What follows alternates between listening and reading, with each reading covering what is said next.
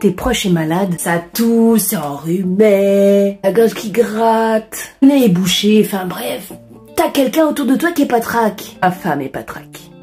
Je vais lui préparer le sirop ultime, facile à faire et vraiment avec 3 fois rien, le sirop le moins cher du monde.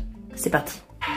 Pour ça, il te faudra un navet. Tu peux déjà dans un premier temps le laver avec du vinaigre de cidre ou alors du bicarbonate de soude pour enlever toutes les choses pas cool qui peuvent être dessus. Hein. J'ai pas réussi à en trouver bio, mais au moins ça va enlever déjà tout ce qui est un petit peu polluant, pesticides, les gens qui ont touché, etc.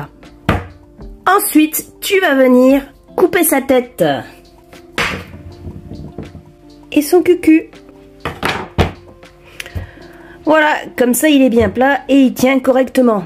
Maintenant, tu vas venir le vider. Ici, faire un petit trou. Voilà, il faut juste pas les vider complètement. Hein. Le but, c'est garder quand même de la matière pour faire cette réaction chimique qui va créer le fameux sirop anti-tout, anti-je suis malade, anti ça va pas, j'ai le nez qui coule, j'ai la gorge qui gratte. Voilà. On a la base, maintenant il reste plus qu'à le remplir de sucre. On tasse un petit peu le sucre par-dessus. Alors moi j'utilise du sucre de canne complet, on utilise très peu de sucre blanc à la maison. C'est un sucre raffiné qui n'a aucune valeur. Du sucre de canne complet, ça marche très bien. J'utilise aussi du sucre de coco qui est super bon. Voilà, on referme le capuchon. On le pose sur une assiette et on le laisse 24 heures au frigo. Il va rester du coup un petit sirop. Je vais vous montrer juste après. Il va pouvoir prendre une cuillère à café, voilà, 3 fois par jour. Et ça va disparaître. Et voilà le travail.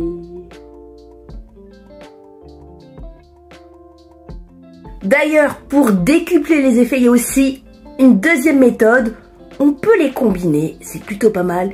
Il suffira de prendre un oignon, de le couper en deux et de les poser ou sur la table de nuit ou en dessous du lit de la personne qui est malade. Le lendemain, bon par contre il va falloir aérer la chambre.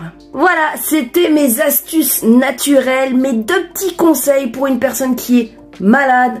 Après, voilà, ça c'est du traitement asymptomatique. Il faut pas oublier que la personne est malade, c'est peut-être pas pour rien. Il y a peut-être quelque chose en amont à faire. Il y a peut-être un petit rééquilibrage à faire. C'est une manifestation quand même de quelque chose qui va pas. Donc allez voir un naturopathe.